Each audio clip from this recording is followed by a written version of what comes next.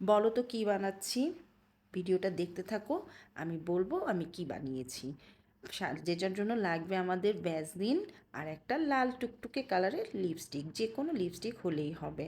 এভাবে নিয়ে তারপর আমরা নিব একটুখানি লিপস্টিকের কালারটা, যেহেতু আমার একটু লাইট, আমি একটু বেশি করে নিলাম। তারপরে নিব আমি একটু 2 ড্রপ ফাউন্ডেশন, এটা যে কোনো কালারের ফাউন্ডেশন হলেই হবে। তারপরে আমরা এভাবে একটু আগুনের উপরে, আমি একটা লাইটারের মাধ্যমে ধরেছিলাম, এটাকে পুরোটাকে গরম করতে হবে, ঠিক যেরকম আমাদের রান্না করতে বলক আসে, ঠিক এরকম বলক আসতে হবে। তারপরে এই যে দেখো, খুব সুন্দর করে এটা হয়ে যাবে, একদম সব কিছু একসাথে মেল্ট হয়ে মিশে যাবে সবগুলো একসাথে।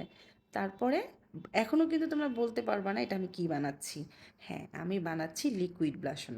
এই যে দেখো, খুব সুন্দর করে এটাকে মিক্সড করতে হবে। এই দেখো, ঠান্ডা হয়ে গিয়েছে, এটা খুব সুন্দর একটা ক্রিম বেস ব্লাশন হয়ে গেছে।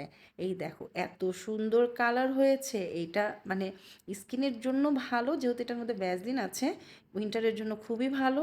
আর এই দেখো কি সুন্দর কালার আসছে আর কি সুন্দর ফিনিশিং আসছে।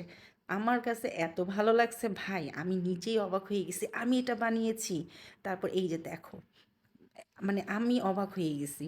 তারপরে এটাকে আমি একটু স্টোরেজ করে রাখবো। এখন এটা কিসে রাখবো?